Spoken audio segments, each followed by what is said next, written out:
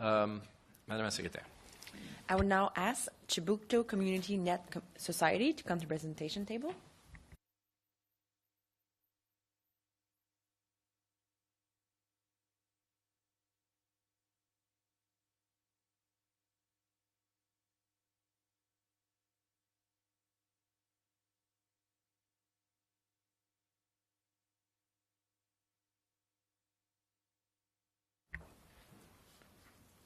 Please introduce yourself, and you have 5 minutes. Good morning, Mr. Chair, members of the committee. My name is Andrew D. Wright. I'm the office manager at the Chebucto Community Net. We're a Canada Revenue Agency registered charitable society and one of the oldest internet service providers in Canada. As one of the last surviving community nets, or free nets, we offer both text-based terminal access as well as 56K dial-up. Since 2013, our Manners project has brought us symmetrical 11 megabits per second wireless access for a $125 per year membership to residents, mostly seniors living in low-income, provincially owned housing. In other jurisdictions, people protest for $10 a month internet. We're delivering it. I'm aware this committee is familiar with the importance of internet access, so I'll just add that for those on the edges of our society, this access can literally be the only lifeline they have. In the 2 decades that I've been front and center in the struggle for fair access to the tools of communication, I've met many people and become the keeper of their stories as well as my own. Married for 51 years, these high school sweethearts today live in a small apartment in public housing. Their health isn't the best and they have to pick and choose which prescriptions they get filled because money's tight. Luckily, they live where we can provide them with high-speed service. They get to save 90% over the commercial rate. Next, no friends, no family. This person has had multiple heart attacks and is barely able to leave their home. Dependent on social assistance, near penniless, their computer came from one charity, and their dial-up connection, a major sacrifice even at $125 per year, comes from another, us. Increasingly, dial-up internet access is problematic, vulnerable to the slightest flaws in telephone signal and line quality. Even when a user gets an excellent connection, streaming media is impossible to access. Between programs downloading updates in the background and websites contacting literally dozens of other servers to assemble the page, even plain web browsing is almost unusable for many sites. I saw an item just today saying that the average web page site has now exceeded the size of the original Doom video game. We've proven that a group of citizens can offer faster, cheaper, and arguably better service than commercial providers with virtually unlimited resources. We say the answer to Canada's access woes is to empower nonprofit community-based groups such as ourselves to build high-speed infrastructure with a community internet fund. Internet is relatively expensive to install, the costs are front-end loaded, but once in is cheap to run. Nonprofit community groups can prioritize getting connectivity to those left behind by commercial providers. Phase 1 of our Manners project was funded by several Chebucto Community Net board members acting on their own. I used to have a car. Now 309 residents in 2 10-story buildings have low-cost public-run access. It was a good trade. Phase 2, 2 more public housing buildings and access for 261 more residents was funded by the Canadian Internet Registration Authority's Community Investment Program. Phase 3, a large public housing manor with 217 more residents, was funded by Nova Scotia Provincial High-Speed Research and Education Network, the Atlantic Canada Organization of Research Networks, Nova Scotia.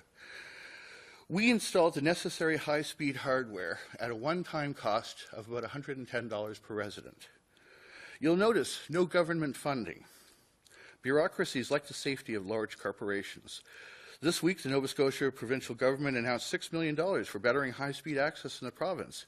Meanwhile, the provincially funded Community Access Program, sole public access in many communities, saw its already meager funding slashed even further.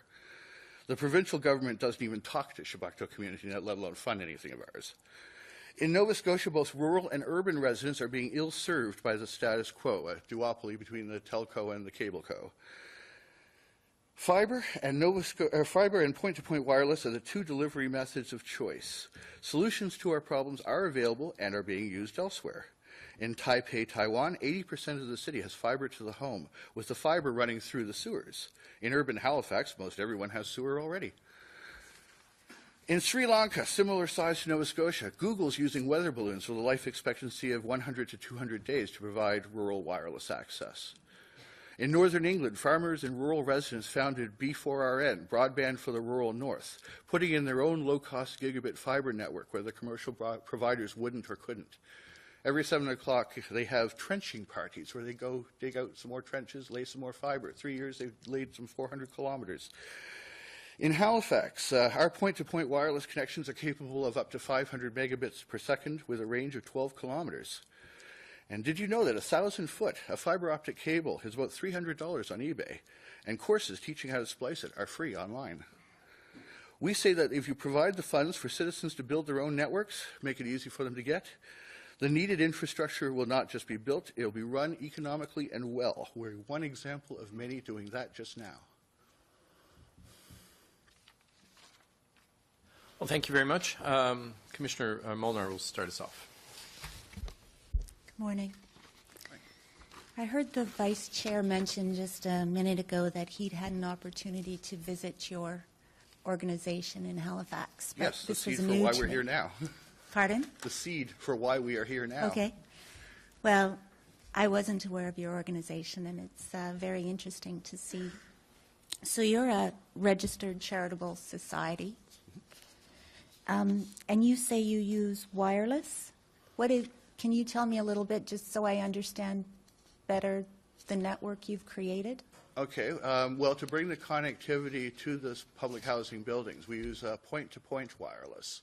So it operates 5 gigahertz frequency, like I said, speed of up to 500 megabits per second, and a range basically line of sight to the horizon. So you're not reliant on any of the commercial ISPs within Halifax? No, they wouldn't have anything to do with us. Right, right. And you say you've been at this for 2 decades? Yes. Chebucto Community Net was originally founded over the winter of 1993 and formally, I guess, the spring of 1994. Mm-hmm. We were talking to a group last week, and I mentioned that it's my sense that often addressing some of the sort of the needs of communities and residents that maybe don't fit into the traditional business plans of the established ISPs often requires a champion. And would you say you are the champion of Chebucto Community Net? I'd say I've got a well-developed sense of masochism, yes. Well, I'm not sure that everybody's willing to sell their car for the betterment of their communities. So It needed to be done. It wasn't getting done. Talking about it for years didn't do a thing. We figured if we gave an example that people could actually look at, that people could see, yes, this is actually doable, that they would follow. And, well, the Canadian Internet Registration Authority and Acorn, Nova Scotia, the research group, they saw that, and they helped support it. So, I mean, we've basically supplied access to something like 2 to 3% of the needed, the low-income population of the metro region. okay. So I have a number of questions, and just following that, where you say the low-income residents in your population. I know that you talk about the Manners Project and dealing with the low-income housing institutions. Yeah, that was because they were basically an easy target. A lot of the sort of people we wanted to serve all in one place. We could get a connection to them. So they were like the easy, low-hanging fruit, if you will. Other areas, other manors, there's some 40 of them in the Metro Halifax region, owned by the province, run by the city. And, we're supplying access to, 5 of them. Others, they're not places we can get a signal to. So, we'd have to do something like tap into Acorn, Nova Scotia Fiber or something to get connectivity to those guys. So low-income housing there has been a predetermination as to means testing to serve that community. One of the challenges with any kind of means-tested programs to serve low income is to identify who is low income. Mm-hmm. I'd argue that everybody in Nova Scotia is being underserved and could stand for a public-run network, and not just seniors living in public housing. Mm-hmm. Your price is remarkable. $125. So Yep, no extra essentially fees. $10 a month. $10.42 or 35 cents a day. And yeah, we're running the thing at pretty much cost. Like I said, we sort of eat the investment of putting it in the first place, all volunteer labor. And, you know, two of the phases were funded publicly, one we funded ourselves. But the thing is, like, once you get that original installation out of the way, it's a free ride.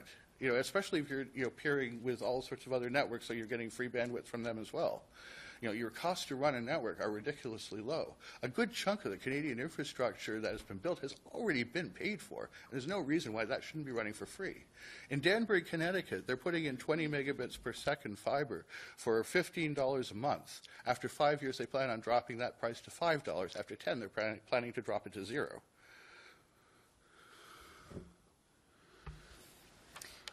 The group before you was talking about help desk.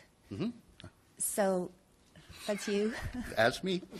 You are the full volunteer support.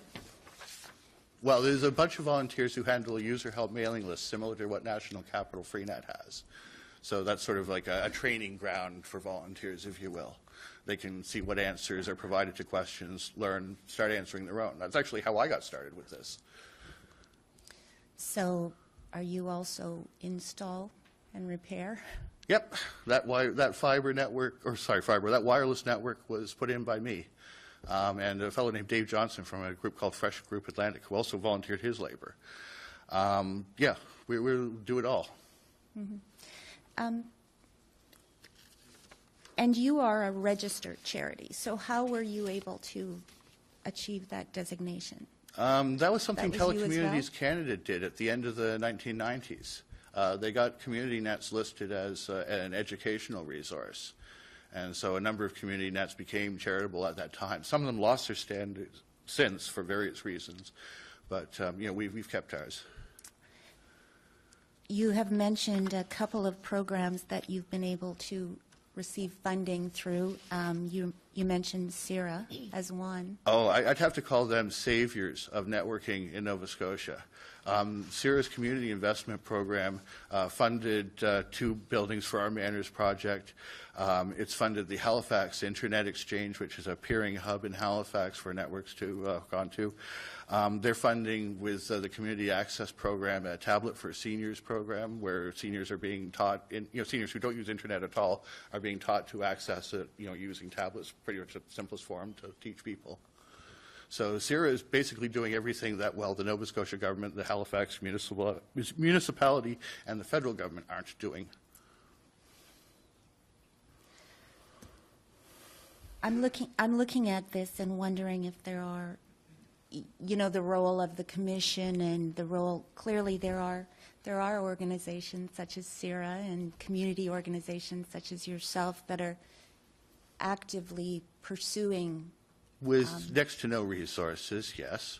Right. So, is there a way, absent funding, are there other roles that the commission could take that would perhaps help you coordinate things?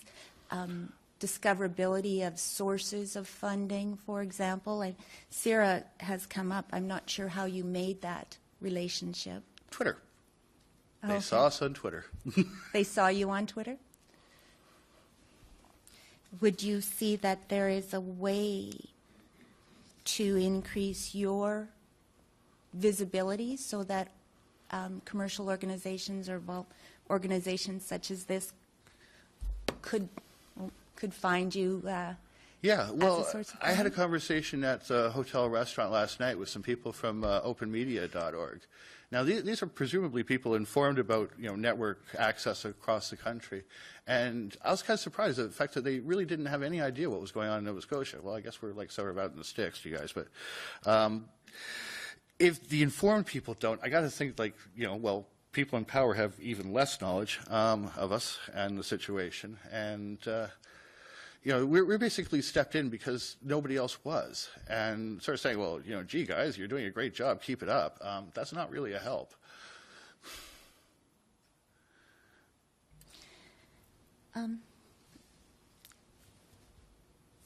The vice chair asked the last panel about priorities.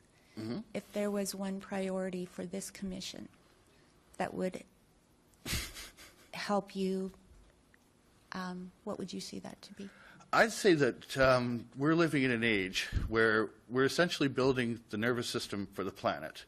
I'd be arguing that what we should be doing is going on essentially a moonshot style prioritizing of this. That we should be bringing the highest possible speed uploads and downloads to every part of the country, just slamming that stuff down. Interest rates right now are like the lowest in history. So this is like the time to be doing that kind of investment. It literally could not be more perfect. We are basically punishing regions of the country because they're considered out of reach and inconvenient. The north, the coast areas with low population. What we should be doing is slamming that stuff in the same way as we slammed power lines at the beginning of the 20th century. Because when you have like a system with slow upload speeds and relatively slow download speeds, you're seriously crimping the economic development of that region. There's like people who have to leave Nova Scotia because they're working on video files or what have you, and they literally cannot upload the stuff fast enough. I watch people like doing sneaker net with portable hard drives all the time for large data sets. This is nuts. We should be slamming in fiber everywhere. We should be making this a priority. Like, that's where you guys could be coming in. I mean, there should be public-owned, public-run, low-cost fiber access. It would recover its cost within a decade. We'd be running for the next century. Okay, thank you. Those are my questions.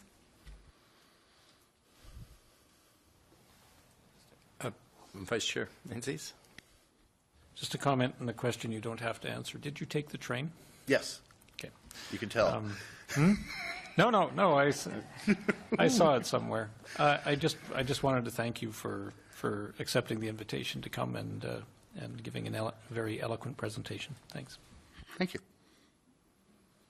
Commissioner McDonald? Good morning. Congratulations on what you're doing in Halifax. You have had some success in getting some funding to build out some of these buildings, and I'm wondering how you came to receive that funding. Is it a grant process that you're currently looking at different organizations and submitting proposals? How were you able to obtain that funding?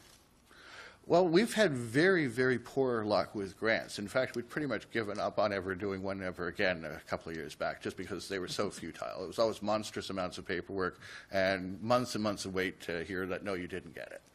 So we're basically, okay, nuts to that noise. So a few years ago, like I said, we started posting things on Twitter, which started attracting a bit of attention. All of a sudden, some of the local politicians knew who we were. The local news media knew who we were. And we got basically an invitation from the CIRA, the Canadian Internet Registration Authority, to apply for their community development program. They'd seen the sort of stuff we were up to. They'd seen, well, our phase one of the Manners project, basically. So that funding was pretty much a one-shot deal. Like, yes, we got enough to do 2 buildings, but it's not like we can keep going back to CIRA every year. With the local high-speed research network, again, they wanted to do some community support. And again, that was a one-shot. So, we can't go back to that pool either. And as I said, the province and, the city, they like talking to corporations. So if they have millions to give somebody, that'll go to a corporation. And on that topic, I mean, you're providing service to constituents of municipal politicians and local MLAs. You're providing service to individuals that are receiving social assistance. Mm-hmm. Have any of those organizations provided any concrete rationale as to why they don't want to have more in-depth conversations with you or provide some support? Yeah, well, in the Manors, the basic thing is that these Manors are the low-income public housing. They're owned by the province of Nova Scotia. They're run by the city. Now, the way they get around doing anything extra is when you talk to the city, they say, oh, no, that's provincial. We don't have that. We can't give money to anything provincial. And when you talk to the province, they say, oh, no, that's the city running that. So they basically both wash their hands of it. Okay. And just one final, just so I can get an idea on the return on investment. Approximately what would it cost to bring one more building online with your service? Okay. And I know that may vary depending on a number of different variables in the size Call of it the a building. 10-story building. Like, that's pretty much the average height of the various manors that we've done. We buy top-of-the-line wireless equipment. Like, that's the first decision we made, is not to cheap out on the hardware, because, you know, we want the thing to run reliably and for years. You know, part of the whole deal in the first place is you do it right the first time, you don't have to worry about it afterwards. So that's a big thing. So basically, well, point-to-point wireless is about $1,200 for the 2 wireless bridges. The access points are around $650 apiece, and we generally put 2 every second floor through the building. So, you know, by the time we get all the bits and bobs and wires and yada yada, something on the order of $10,000 to do a 10-story building with just the hardware and us volunteering the labor. So about 10 grand to service about 300 Yeah, residents. like I said in the presentation, it was about $110 per unit to put it in. They spend more than that on locks. Okay. Okay, thank you very much. Speaking of paperwork, how hard was it for you to get the charitable status and to maintain it? Very, very easy. Maintaining is simply a matter of, well, doing things honestly and filing your taxes on time. And has it been beneficial to your operations? Well, yeah, I mean, donations are, I don't have the exact percentage off the top of my head, but something like 10% of our income. Okay, which is not insignificant. And earlier I asked a question, I think you were in the room, about what might be the winning combinations for community-based solutions to emerge. Do you have a view on that? I'm not sure about the question. I referred to the fact that maybe in Ottawa, the fact that there was an educational institution as an anchor that started off the operations of the previous the National Capital Freenet was part of might have been the solution that why that emerged and continues. The fact that we have an IT sector in the area, the fact that because of the public sector, the socioeconomic profile of the region is a little bit stronger. And of course, local and dedicated leadership like yourself is also very helpful. Do you have a view on that as to? Well, similar things are popular. Basically, at one time there were community nets all over Canada. Now I believe there's 7 surviving. We're the only ones east of Ottawa.